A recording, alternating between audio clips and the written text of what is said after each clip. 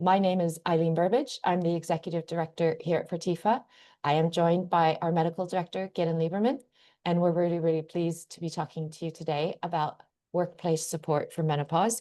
We do know that maybe people are thinking about World Menopause Day and Menopause Awareness Month, which is coming in October. But for us, I hope you wouldn't be surprised, we are thinking about menopause workplace support all year round.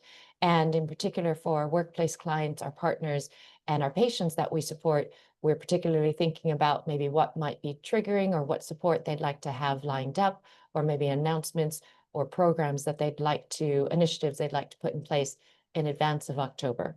So that's the reason we're here. Gideon, would you mind introducing yourself real quickly for Thanks. everybody? Yeah, hi, good morning, everybody. Thanks for joining so early in the day. My name is Gideon Lieberman. I'm a consultant gynecologist, subspecialist in reproductive medicine surgery, which means I'm an obstetrician gynecologist with a special interest in everything to do with the reproductive journey, both men and women, from beginning to post-menopause, I suppose. So I've been a consultant since 2007. I've been involved in hands-on menopause care since 2002. I've been running complex menopause clinics in the NHS since 2006-7. I've been involved in seeing the whole journey, my own journey, menopause journey, I suppose, of how menopause has changed over the past couple of decades. It's a fantastic area of medicine to be in because it's changing. There's new stuff coming up all the time. And as a doctor, it's a great thing to do because we can help people. There's a lot we can do to support people, their families, and now support businesses who are involved with people who are going through the menopause. So it's a great area to be in. I love talking about medicine. I love talking about menopause since I'm really interested in it. And I think a lot of these webinars are made better really by interaction with your audience, with the stuff that you want to know about and talk about, even if it's slightly off topic, then just pop it in the chat. Why? Because I think we think we know what we should be telling people, but actually it's not always what people want to know. So please, please, please put any questions you have in the chat. Thank you, Gideon. And I'll just do a brief introduction on myself. So I'd already mentioned I'm the Executive Director here at Fertifa. It's been a privilege, the work that I've been able to do with Gideon and all of our other colleagues for the last 3.5 years. In addition to the work that we do at Fertifa, I'm also a non-executive director at Currys, which is the large consumer electronics manufacturer here in the UK and across Europe. I've also previously been on the board for Mulberry, and then I'm also on the board for Monzo Bank. I mention that because I do think about these topics from a workplace point of view as well, and particularly from a governance point of view, productivity point of view, well-being, and of course, how a business might consider why these topics are important. So thank you again, all of you, for joining us. As Gideon said, and I just want to quickly reiterate from a housekeeping point of view, we are really, really keen to hear from you. We do like speaking to other people and not just ourselves.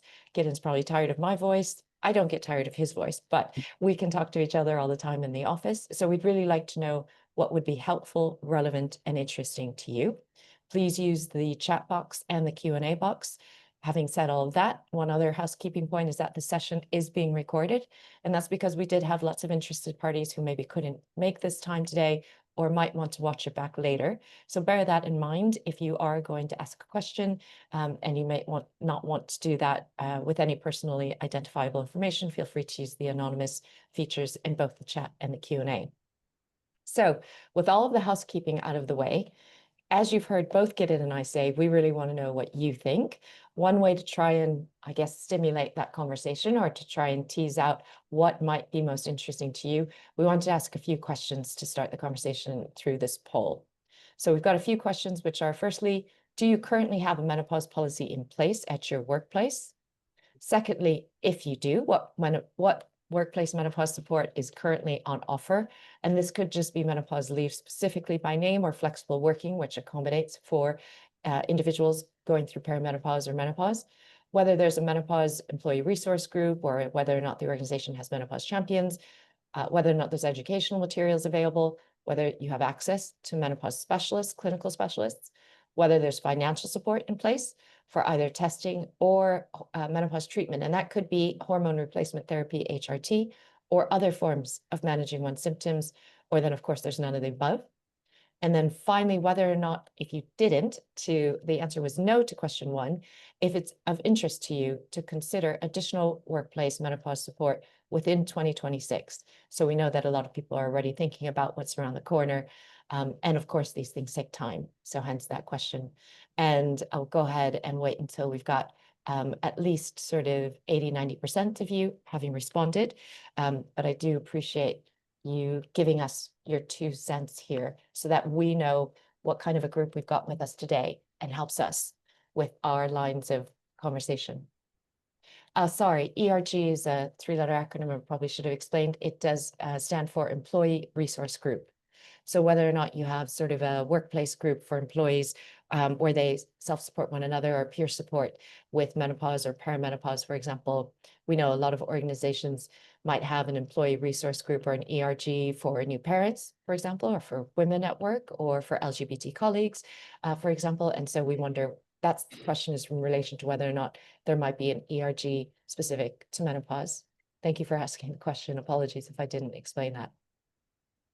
So we've got great participation there. So I'm going to go ahead and end the poll in terms of the results so that you can all see that. We do have a bit of a mix, which is really great. It does look like almost half of those of you who responded do have some form of support in place, which is super. 25% actually are working on one now, 24%, I rounded up. 31% don't have anything in place. Of those that said that there is something in place, at least half, 52%, said that there's leave or flexible working, which allows for leave. More than 25%, so 26%, do have the employee resource group or menopause champions in place. More than half, 52%, have access to educational materials. Only 16% offer access to specialists, clinical specialists. Only 2% offer financial support. But actually, those of you who responded that you do, I think it would be really interesting if you can take the time to message in the chat or in the Q&A box what type and what level of financial support is offered at your workplace for menopause treatment or testing. I'm sure that others within the webinar would love to hear what kinds of things other people have in place. And then 21% of you have said you've got nothing, so none of the above. And then of those who have nothing in place, or even those who have some support in place, it does look like 75% are looking at boosting that, improving that, or enhancing that within the next year. So thank you so much for all of your comments. That's really helpful. Gideon, does anything in there surprise you? Or is that as you expected?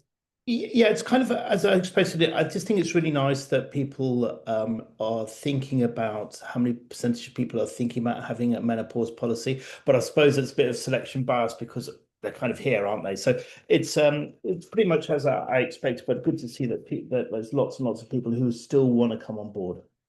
Yeah. And I think if it's helpful to people, like you said, there is selection bias here, isn't there? Again, we appreciate all of you joining. If you're joining, you're already considering something within your workplace for menopause support. But if it helps you within your internal advocacy or business case, I think, again, we're preaching to the converted, but some of the statistics that continue to confound us or tell us that the work we do think is ever important and that hopefully we can work with more and more workplaces. We do know that, for example, about 13 million women are estimated to be going through perimenopause or menopause today within the UK. Now, clearly, they may not all be working in workplaces. Some of them maybe work for themselves, work from home, work in the home. But for those that are in the workplace, it's estimated that there might be more than 5 million women in the UK workforce. We know of those women, we did the largest workplace survey ourselves here at Fatifa. We know that 42% of those women will consider dropping out of the workplace altogether. It's not even necessarily switching jobs, changing the type of work that they do. They're considering dropping out of the workplace altogether. And then of those, we know actually 1 in 10 women will actually leave. So this is actually a really, really stark reality in relation to menopause, perimenopause, and other health situations. We know that the loss of talent, the economic cost to the UK economy can be more than $2 billion per annum because of absenteeism, because of presenteeism, and because of unemployment, people actually dropping out of the workplace. So this is incredibly important. And as I mentioned, I come at it from a very commercial governance and a well-being point of view, from a workplace mind as well, because of the sort of NED and board roles that I have. But clearly what we really want to champion at Fertifa is that there are ways to support your people. And not only the people, this is what I want to stress too, and I should have done it even earlier. I know you feel this way too, Gideon. It's not even people that are going through the symptoms themselves, but also the workplace more broadly. So colleagues, line managers, team leads, men, other women, but individuals that might be and want to be collaborating and working with individuals going through menopause. That's really important for us to help support as well. So just to preview what Gideon and I are happy to cover, and again, we look forward to people chipping in and letting us know if they'd rather take it into another direction or not. We were going to cover what would be the essential components of what we would call, let's say, a gold standard of menopause support in the workplace. And I know Gideon's got lots of ideas on this. We're then going to talk about what strategies, can be in place for managers and training HR managers for menopause support and those best practices. And then finally, long-term benefits that organizations will realize from offering menopause support. Does that sound good to you as an agenda, Gideon? Not necessarily an agenda, just topics. Yeah. Okay, super. And by the way, in response to the poll, because I had asked about the financial support that some people have said that they have in their workplace, somebody has kindly mentioned to us in the chat that Git and I can see somebody's offering that, for example, at her workplace. She leads the menopause workplace group. Everyone's actually a volunteer for that group because it's in addition to, and they carry that in addition to their day jobs, which is not funded, but they can tap into funding, it sounds like. They can apparently get some budget if they get a business case approved or signed off. So that's really helpful. So it sounds like it's ad hoc, but that the business in principle is supportive. It just wants to see the business case. So thank you for offering that. Like I said, I had asked for the benefit of other people, whether or not people were willing to share what kinds of financial support are in place. So why don't I kick us off? I know I've been talking a lot, Gideon, but I'm going to tee up an easy one because I think the first element or component to a gold standard menopause support is making sure that there's a policy in place. And by policy, I mean something that's written down that individuals, employees can refer to, whether it's on an intranet, whether it's shared through Teams or SharePoint, or it's in Slack, which describes how the workplace thinks about menopause support. Even if it's not very much formalized programmatic support, having the menopause, policy in place at least signals that the organization is mindful. This is something worth having a policy on. Would you agree? Yeah, I think thanks, Eileen. I think it's vital. It's the more you get into it, the more you appreciate that there's so much risk about not having a policy and so much benefit in having a policy. Even if the policy is a couple of lines stating approximately 50% of our workforce will be having a menopause, the remaining 50% will be relating to them in a personal, family, or work relationship. We understand that it is a challenge, and we understand it, and we have the following resources to support you. And it just can be as simple as that. But once you name your fear, the fear becomes less powerful. And there's a lot of fear associated with menopause. And I think demystifying it and demystifying it and understanding it is actually where I would go next. And providing basic education, and then creating some more structured guidelines, policies that are bespoke to your company, because there's no one policy. Everyone says, well, what should we do? And we can share our HR policy with you, but that what you have to do is define what is right for you. But I think the first thing is to acknowledge that it is there. Why is it there? Why is it important? And then I'd go on to the basic physiology of menopause, and then your structure that is appropriate and bespoke for your company. Thank you for that. And I couldn't agree more. I like what you said at the very, very beginning, which is even if it's just a line or two. And my point would be there because maybe somebody's listening and said, well, what is the point of a 1 or 2 line policy? I would encourage individuals to consider, even if you don't know what you'd put into a policy, if along with your other policies, which probably cover parental leave, which probably cover sickness, which probably cover expenses, for example, that you do have a menopause policy and your opening line could be, we are working on or we are looking at developing a workplace menopause policy. We would like to hear your thoughts here at this email address or how people can engage. Or like Gideon said, open by acknowledging how many individuals this is impacting. 60,000 individuals, for example, are probably out of work today here in the UK because of menopause or perimenopause. So open with the awareness that this is a very, very, you know, impactful, important topic, that it impacts UK GDP more broadly, the economy more broadly, women more broadly, that will then impact this particular workplace, this company, and therefore we are starting to think about or developing what our policy is or what should be considered. That to me would be the best starting point and so much better than the absence of a policy. Even better, of course, would be then signposting to where people can get some specific support, where they can maybe congregate to have a conversation. Maybe this is the Teams channel to make your comments known. Maybe it's in the existing diversity and equity inclusion channel. Maybe it's in the women's channel. Maybe it's in the benefits channel, where you want individuals to engage, where you would like that input. Maybe some of the ideas that you're contemplating, maybe what already exists in place today for absence, sickness, and well-being. But any of that would be better than nothing, is what I would say. Eileen, I think the one of the things that we just jump in there is to say that time and time and time again, I hear very similar messages in my menopause clinics. I hear um, how bad symptoms can affect people, how much it affects them in their personal and professional life. I mean, if we, 40%, 40%, 40% of women describe aspects of their menopause as being severe. Okay. It may be menstrual health, it may be psychological health, it may be relationship, mood, um, whatever.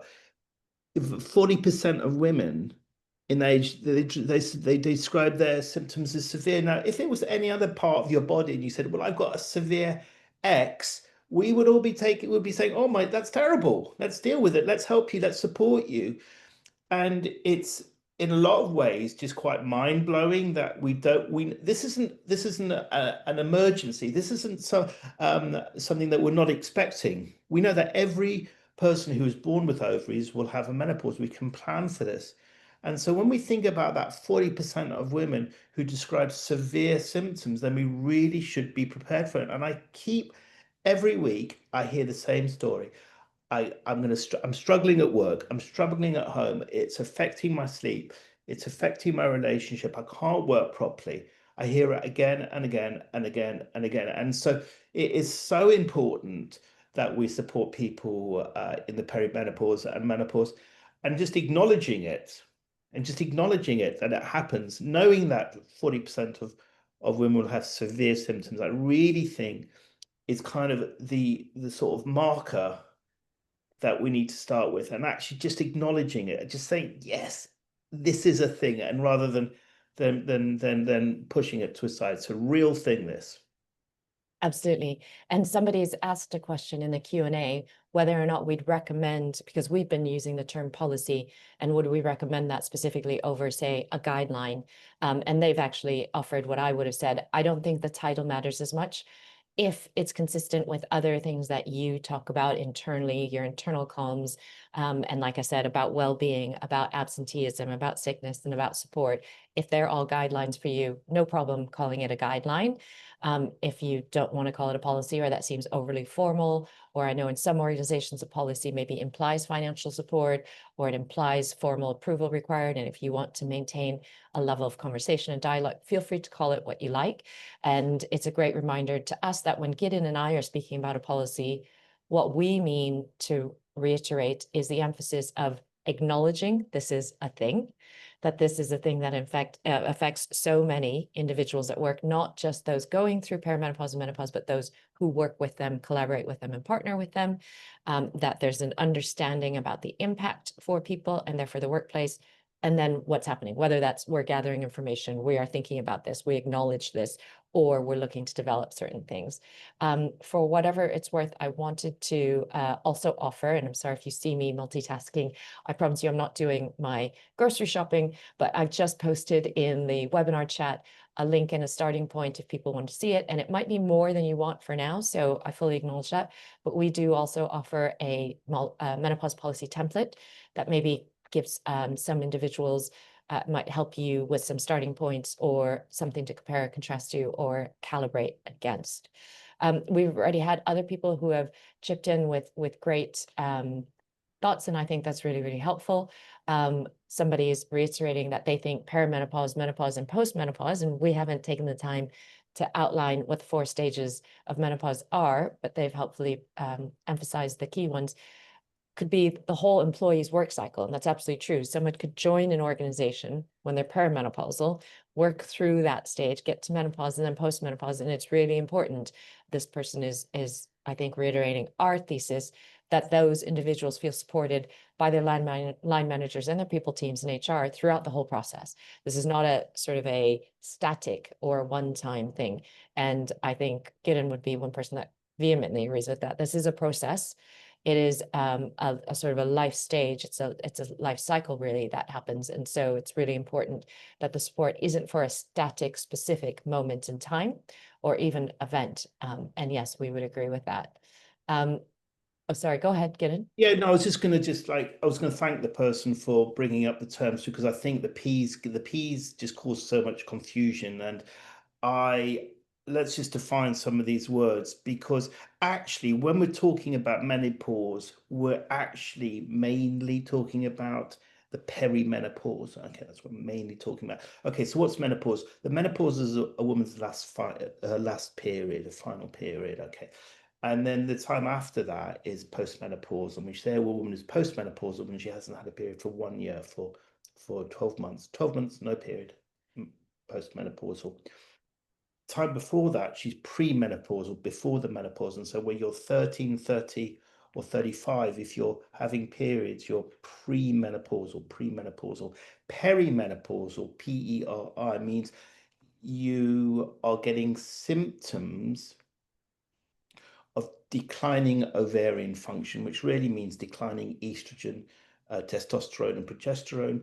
And so when people just offhandedly, including myself, say menopause, so actually what we're mainly talking about is the perimenopause, and this is when you start to get symptoms associated with declining ovarian function.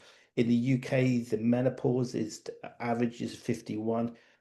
There's no defined length of time for perimenopause, but classically, we say it starts about 7 years before the menopause, 43, 44. I kind of think that, and we can get into this, why I think the perimenopause actually starts before that. And what I found, well, I think the most interesting thing from our survey last year was the percentage of women under the age of 40 that were describing perimenopausal symptoms. Now, again, there's going to be selection bias in that people who replied were people who can have symptoms, obviously. But actually, the percentage of women who were under the age of 40 was quite surprising. And we actually had 30% of women under the age of 40 who were engaging with the survey, which I think is very interesting. Now, it may be that menopause is discussed a lot more, and there'd be a group of women who describe perimenopausal symptoms, but they have symptoms because of something else. But you've got to think that a large percentage of that 30% actually have perimenopausal symptoms. I can get into why I think perimenopause starts earlier than 42, 43 for women. But I think thanks very much for asking, for whoever brought up. So perimenopause is what we talk about, menopause, transition, the change. This is what old words, but it's actually when you get symptoms and still having periods. Thanks, Gideon. I'll just say, you mentioned that we think about that stage maybe being up to 7 years before women's sort of last period. We've also seen, and you talk about this a lot internally, can be 7 to 12 years. And so there will be women, right, in their late 30s or, even mid 30s that are probably starting to feel the effects of that sort of the hormone depletion or decreasing. Yeah, so perimenopause is kind of an artificial term describing alterations in symptoms associated with a decline in ovarian reserve or fertility. And I don't know, I don't think it's a great word because it's got the word menopause, and there's so many socio-psychological connotations to menopause that I think maybe it's an unhelpful term, but we just don't have a better term for it. So my background was initially with fertility, and obviously a lot of my patients are in the age of 35 to 40. And when you're talking to women in the age of 35 to 40, they will often say, my periods have changed over the years. Now, that happens because there's an alteration in ovarian reserve, ovarian health, egg quality. Now, do you call that perimenopause? Not classically, because we just don't really, but that is an example of alteration in ovarian age, ovarian health. And so I always teach when I'm teaching people, I say, well, listen, the first sign of decreasing ovarian function is actually the increase in subfertility after the age of 35, because that's when ovarian aging actually begins. So one could say, if you're an extremist like me, you could say, well, actually, the perimenopause starts biologically much earlier than 43. A woman may not get true perimenopausal symptoms, classically vasomotor symptoms, hot flush, night sweats. These are the first ones that women describe, associated with a alteration menstrual cycle, which we normally see in the early 40s. But actually, changing ovarian function happens a little bit before. So yes, there is a wide range, and certainly we see a large demographic of women who are in their mid to late 30s who say, you know what, I, very occasionally I do wake up a bit hot, and life's getting a bit work, but we don't really define it as perimenopause. We really only define it when symptoms get a little bit more extreme in women's early 40s. Hopefully we can come on to why I think it's so important to get involved in treatment in that maybe later. Yes, we will. I'm sorry, but thank you for clarifying that point. I think just to bring it back to what we were talking about, the reason I wanted to emphasize it, and I think the reason why you speak so passionately about it, is because we do want to really have this point hit home. 40% of the women are saying this is actually severely affecting them. This is clearly, therefore, affecting individuals as they try to go about their work. And then bringing this back to the topic of today's conversation, because as you can tell now, Gideon and I can talk about menopause all day. Somebody has helpfully mentioned in the Q&A what they did last year in their organization for menopause in the workplace in 2024. They're aware that we've got menopause awareness coming up in October, which is what I mentioned at the top of this call. They wanted to actually invite, which hopefully we're inviting as well, but I love that everyone's on the same page here and wanting to hear from everyone else for the same reasons. An invitation for others to say, what will you be doing to mark the day, either the 18th of October, World Menopause Awareness Day, or generally, I would say for the month. This individual is writing in from a company that's a chemical manufacturer, so 80% men, 20% women. I think, and I'm sure Gideon and I will get on to talking about this, why it's so important to have workplace training for men who are supporting their colleagues that are women going through it. But just thank you very much to this person for chipping in, and so that I can use this as a case study. It's not just Gideon and I want to hear what everyone else is thinking about, planning, or might be wondering about, but somebody who's a participant on the call has given the sort of demographic of their workplace and is inviting any comparisons or contrast. So going on to this theme about, we would like for more workplaces to think about menopause all year round, not just for October. And of course, this is scheduled to be part of the lead into October, but all year round, what makes a gold standard workplace menopause support policy, in addition to having the policy in the first place, which we've talked about, and I've shared the link to our template. I think the next area that we talk about a lot is workplace adjustments, or at least accommodation and flexibility. Could you offer your thoughts on that, Gideon, please? Yeah, thank you for that. I think so. First of all, we acknowledge, and second of all, so just back to the policy. Policy for me is just describing a landscape, and guidelines are how we deal with that landscape. And for when we talk about guidelines in medicine, these are things that we probably should do, but need to tailor each guideline to the individual. So you've got guidelines; they kind of tell you what you should do, but you need to tailor it to the bespoke requirements of the individual. It's something that we should practice in medicine. We should speak to the patient directly and deal with their problems. So I think actually that's where I'm going to start by saying, yeah, we should make workplace adjustments, and um, we've got general themes. Now, for me, we talk about environment and work, and that might be encouraging working from home.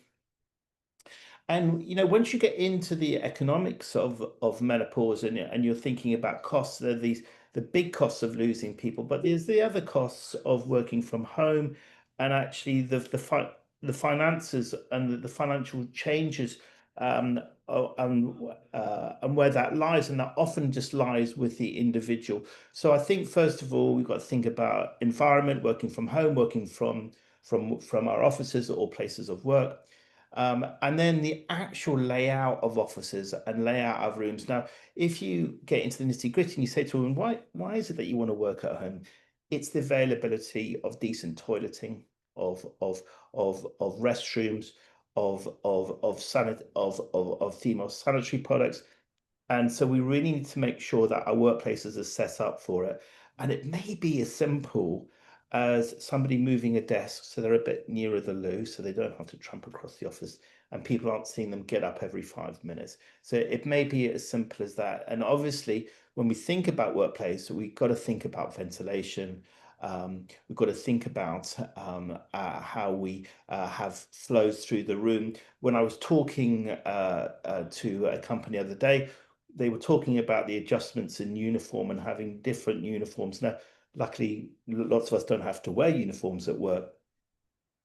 And in hospitals, we wear scrubs a lot, and a lot of menopausal women love wearing scrubs at work, not because we can change them like 5 times a day, nobody ever notices. So I actually think that having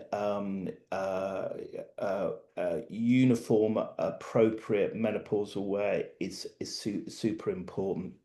Um, and then from there we come on to sort of other aspects of environment and work-based policies. And then I kind of just, are we going to now go on and talk about what we should have in our policies? Or are we going to talk about how we address menopause conversations, Eileen? Where do you want to go with this now?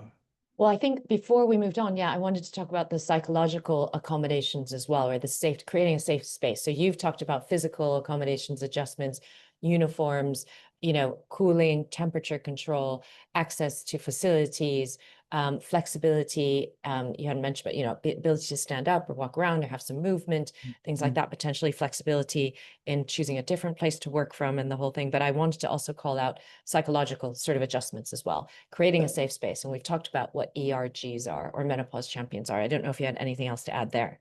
So yeah, so one of the things that I'm beginning to learn more and more about is the importance of what I call semi-structured breaks during the day, and of actually being able to get up and walk around and just have downtime.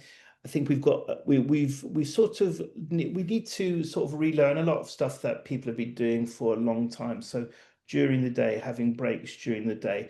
And I encourage everybody that's on this call to have a break that includes non-screen time. So just leaving your phone at your desk, and even if you can find 10 minutes to get away. And actually, when you think about actually how long a hot flush would take, how long a sweat takes, they will come. They'll be super intensive for many women. And I actually prefer the American term of flashes rather than our UK versus of flushes, because a flash just it gives more it characterizes more intensity. So it will be a flash. It'll be a flash, and during that flashing, they may be really super intense. And we have to have the availability for people to get up, put their phone down, and just go and sit and wait in a cool room because it will pass. I would like other adjustments, but So, such as structured 10-minute meditation time every couple of hours. Well, I mean, maybe it's a bit too much, but I kind of think actually just being able to get up and walk away. And I think one of the other things about psychological adjustments is that, and we see this a lot more with fertility, is actually structuring your day. So if you're actually feeling like you are not feeling the best, you should be able to flag and say, I don't feel the best. I'm just going to divert my attention to X, Y, or Z, because I can do that, but I can't do it A, B, and C. So I think there's a huge amount of flexibility. And I think when you talk about this to managers and to HR, people sort of often just see the bottom line, the lowest denominator here. And people want to work, people want to get their jobs done, but they want to do it well. So let them do what they can well, rather than overload them with tasks that they can't do because they just don't feel up to it. And I think that's a really key thing in supporting people, is actually just to see the best in people, to support them, rather than just to think, oh no, they're just making excuses, because 40% of them are having a really bad time. Yeah, as you said, severe affliction. So I want to bring in what people are kindly offering in on the chat and the Q&A. One person mentioned that because you've talked about uniforms and you've talked about sort of scrubs, for example, in the NHS setting, somebody else offered that they don't have necessarily uniforms, but they're a very corporate workplace. So what they've done is they've reverted to business casual, which they feel offered a lot of flexibility for individuals in choosing to how to dress and what layers or how they might want to what they might want to wear for the day if they're experiencing symptoms. Somebody else, though, asked a question, which is probably on the opposite end of the spectrum, non-corporate workplace, and thought they've got individuals who work out in the field or are probably on the go, not office-based, and wondering what you would suggest for them in terms of reasonable adjustments or physical adjustments for those. Well, that's not what I've been asked before, but I kind of think the paradigms, the things are the same here. So it's flexibility in what you do, providing support and discussions, and so physical and psychological support in what they're doing. And I suppose if you're out and about, I suppose, and I'm thinking sales here, I'm thinking somebody sales here, is actually to let people manage their diaries, and just be flexible. And that's come back to that 40% of them having a really bad time. They need to be able to be in control of what they're doing, because I think a lot of medical things that you speak to any patient, me, Eileen, anybody in the world, they've got a medical problem. It's the loss of control that really drives a lot of the anxiety. I'm feeling rubbish, but I can't control it. So I want to take control. So let people take control of whatever they're doing out and about. I can't think of a better answer to that, other than sort of just supporting through physical and psychological, and letting people take control of what they're doing. I think that's right. I would just add, maybe because you were thinking about maybe in a sales function, again, the person didn't specify, but I was also thinking even further, if they're not in, say, a sales function, if they're not in control of their schedule. So if they're out in the field, but it's a shift-based situation, or they're under time pressured in order to get, I don't know, deliveries scheduled or certain things done, I would say, again, something you'd mentioned even in the office, making sure there's accommodation for restrooms, facilities, access to facilities, that's factored in, access to, obviously, whether it's sanitary pads or other things where they can feel comfortable that they might need to check on things, they might need to take care of things, and they have the opportunity to do that, so that if they are out in the field, they're not physically, either in a vehicle the whole time, or there's opportunities for them to stop and actually be able to get access to facilities, waters, and things like that. And yes, this individual, I think, has followed up and said these are environmental officers. They do site inspections. They're attending incidents, say a flood incident and the like. And so the only thing I could offer is making sure that they do have access to toilet breaks, that they have time to themselves, that they get to catch their breath and the like. Because as Gideon keeps reminding us, if 40% are going through something really, really severe, we have to bear in mind how that's going to play out in terms of what they're trying to do in a day if they don't have those adjustments. I think moving on from that, and please keep the comments coming. I will keep my eyes flitting back and forth to make sure I can pull in as much as possible, but I want to get through on the workplace standard for what we think menopause support looks like in a workplace. We've talked about the policy or guidelines. We've talked about reasonable adjustments, physical adjustments, accommodation, flexibility, psychological safety, and a safe space. I think next it comes into education and training and awareness. And here maybe we can feed in some of the things that you were hoping we could talk about, which is, men, male colleagues, other people not going through it. And I don't know how you'd want to open that one, Gideon. Yeah, so I spend I was just smiling to myself before because I thought you were going to ask me how I deal with them. And actually, you wouldn't believe that listening to me that I actually spend most of my time not talking, but actually listening.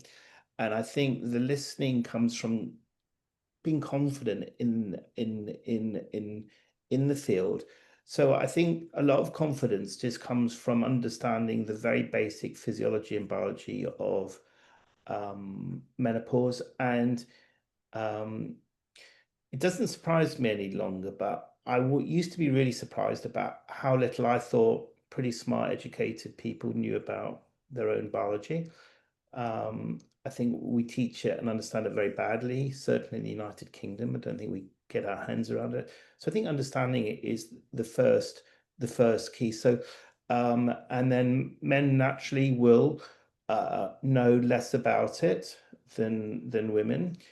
Um, and so my first thoughts about it are to make sure everybody understands even the very basics about menopause.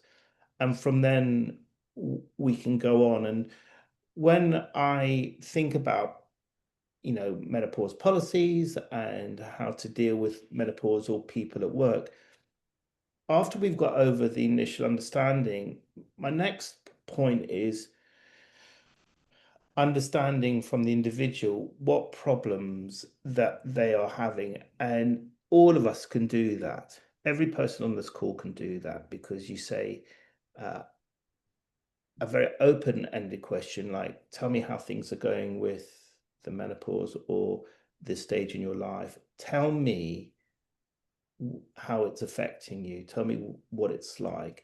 And then the next question is, tell me what you would like me to do, and then we can find a solution together for it. And I think these very basic open-ended questions are applicable to whether you're a really small company with not a penny to spend or a massive company with loads of flexibility. So really just understanding why it's happening, saying, tell me what's on your mind, tell me everything. And we're going to talk about this in a confidential manner. It's just between me and you. You can tell me. Let's think about how it's affecting you. And let's think about what plans we can make to try and support you. So that's very generally where I would go with that. And my guidelines then segue into that. What is my guideline about how we approach listening? What's my guideline about what we can do to help people? And then guidelines after that about stuff we can do in work, stuff we can do outside work, and where we can signpost. So I think there's a huge amount we can do. But the first point is, and everybody here can do it, just say, tell me how things are going. Yeah, so I appreciate that. I think of that still as being in the psychological safety place, creating the safe space. But I appreciate what you're doing is helping to educate people about how to start that. So thank you. I think part of the support then should be educational materials that reiterate what you've just said, that are available for the workplace to refer to. So HR, maybe guides, line manager guides, guides that might be signposted in the workplace if the workplace doesn't want to create their own, maybe pointing to third-party resources. Obviously, at Fertifa, through our app, we offer a hub that has a breadth of information that's for managers, and we have a manager hub as well as individuals who are going through things. But there are other providers, and there are lots of resources available online for free, like you said, even if it's a smaller company or someone that doesn't have much budget. But I think what's important is, as you say, to ask the question, but for people to just ask the question, how are you? How are you doing? How are you feeling? Feel free to tell me about it. And then to follow that up, to have education and awareness materials within the workplace or that are signposted in the workplace for people to go to.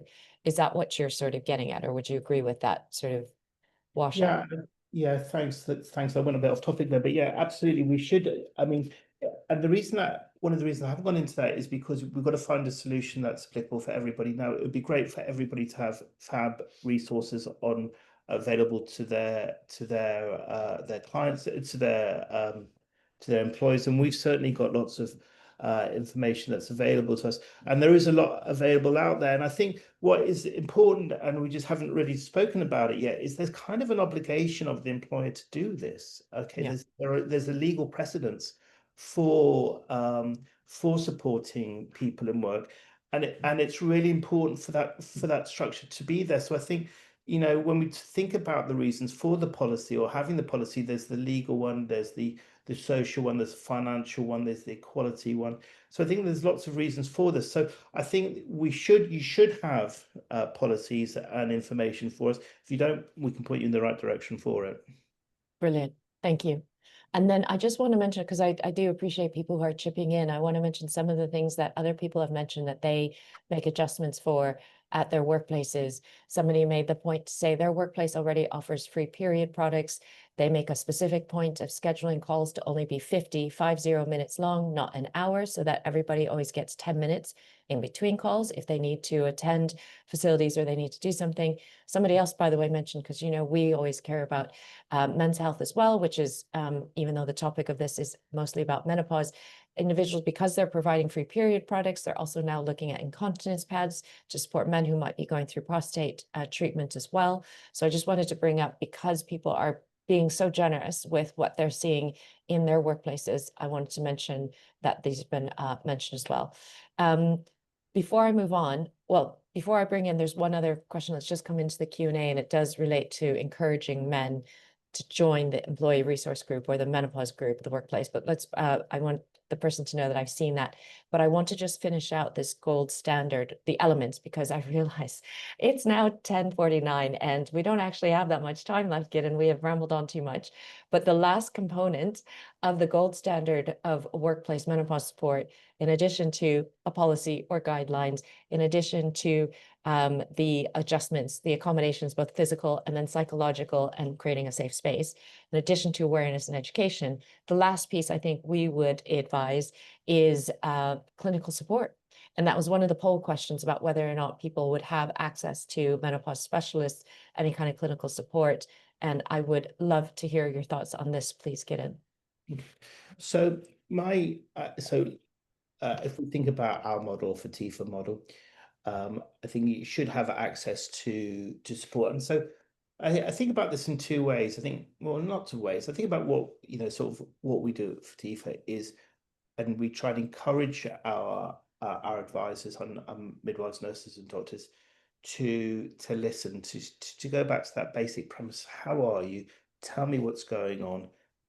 Tell me how it's affecting you. So that's kind of, and I think that for me is the most important, because again, one of the things I learned from menopause clinics is time and time and time again, people say, thanks very much. I'm going to take some of this away. I'm not going to do that. I'm going to do this. But thank you very much for listening to me, because I don't really get the opportunity. I've not had the opportunity just to tell people how I feel and how much it's affecting me. So I think that's like a massive bit of it. And then we come on to sort of clinical advice, signposting. We've talked about sort of the physicality and psychological aspects at work. For lots of reasons, women are better at talking about stuff than men.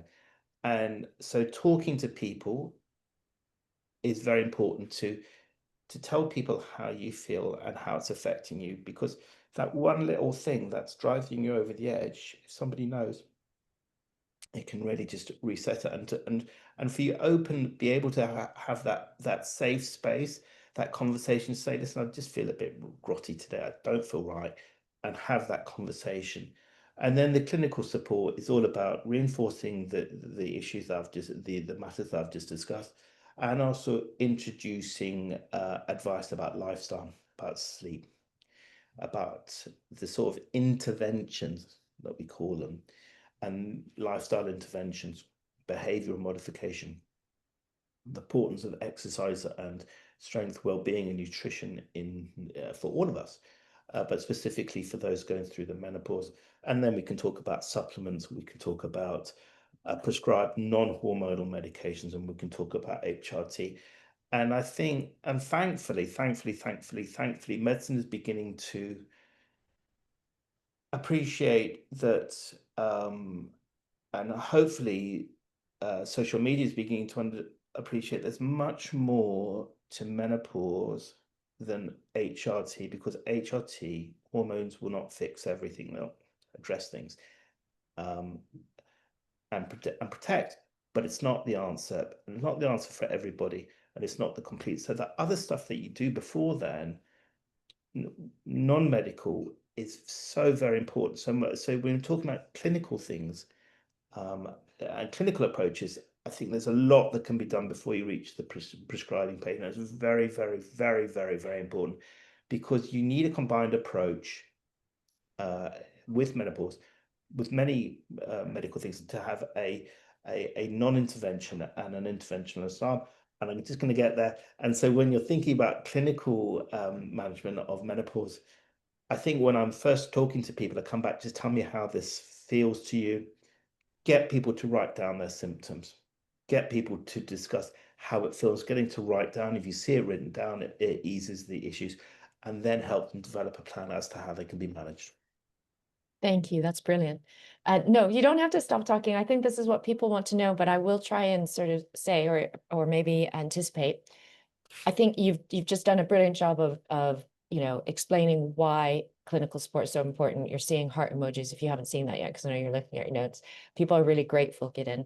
But to tie it back to practicality in terms of how workplaces can offer this type of clinical support, my guess is that could be a question, because maybe an organization does or doesn't have budget for a specialist clinical support individual, right? And so I was just going to summarize a few things. Somebody has kindly mentioned again in the chat to you and me that at their organization, they do offer their employees access to private healthcare or private medical insurance. However, not everyone opts in, it's not required. And so clearly some may or may not have enrolled. And so what their organization has done, that is within their employee assistance program, so their EAP, they insisted on that provider supplying at least one counselor that had specific menopause experience. And I like that route. Of course, again, there's the private medical. Of course, there'll be specialist organizations that support with menopause clinical advice. Naturally, I would not be doing my job if I didn't mention that Fertifa offers that, and that is what Gideon does for us here at Fertifa. He's our medical director, and therefore is the guiding light for our entire clinical organization that is obviously here to support anyone through menopause or perimenopause and potentially HRT. But like you said, that's not the end all be all. But there are also other ways to make sure that your workplace and your employees will at least have access to clinical support or be signposted to where they might be able to get this clinical support. And that's what we think is really important, because whilst everything we've discussed on the awareness, on the acknowledgement, on the policies, on the education, on the adjustments is all really important, the end of the day, what individuals are going through is a healthcare issue. It's affecting their health, and having clinical medical advice is crucial to identifying the best way to cope and to manage that. I feel really bad because somebody helpfully mentioned one of the things they do in their workplace is to end their calls at 10 minutes before the hour, so people have time to make adjustments to go ahead and organize themselves or feel a bit better before their next call. It's already now 5 minutes to the hour. So I do feel like we need to start to wrap up, and you're already getting lots of thanks, Gideon, in terms of people for how informative and helpful and practical the session has been. For those that are still on, and I know that we are coming up to a few minutes before the next hour, just a few questions, because it helps us then inform our future sessions. One, I know that I'm probably going to have to talk even faster than I do, or get Gideon to speak even faster, or we're going to have to make them longer, or somehow cut our agendas a bit.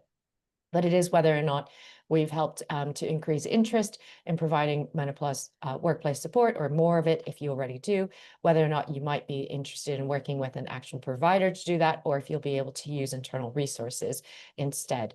So we didn't talk about so many things, including what the benefits of the support would be, and also what the ROI would be, which was really important for me. And I sort of made a big hash of that and how commercially minded I am. We hope that at least what we've spoken about does allude or give you the impression that it makes a big difference for retention, because we've talked about how many individuals will consider leaving work or their jobs as a result of what's happening and how many people are affected. It will obviously improve the gender pay gap, because if we can continue to support senior women as they rise through the ranks, or have greater sort of compensation packages, it avoids them leaving the workplace. It ties into the retention. It obviously improves the gender pay gap, but it also increases presenteeism, productivity, contribution and therefore output for any commercial or even non-commercial organization. So we would have talked about that at length, and I'm sorry that we didn't have more time to talk about that. Do you have any closing remarks that you'd like to make, Gideon? Thanks for everybody for attending. What I take away from these webinars is just learning for myself and learning for us at Fatifa. So please let us know if you've got thoughts, learning points we can take away. If you disagree with us, if you think we should be aiming in a slightly different way, then please let us know. But it'd just be great to hear back from people about sort of little tips, tricks, and ideas that you have. Thanks, Gideon. I can only echo that. And I really also want to thank everyone for all of the great input, all of the contributions. Gideon and I did say, you can tell now, we can listen to each other all day and we'll just go on and on and on. It only really makes us happy when we're hearing what everyone else wants to hear about, what is most important to all of you, what helps you, what's actually informative. We don't want to be here just to be sort of talking heads and wasting people's time. So I'm so grateful for all the questions that came in, for all the comments, for people who shared what they have in their workplaces, what they think about. And we really can't thank you enough for lending your time. We know your time is valuable. So thank you also, Gideon, as always. And thanks, everybody. Hope everyone has good days. Take good care. Cool. Bye-bye. Bye-bye.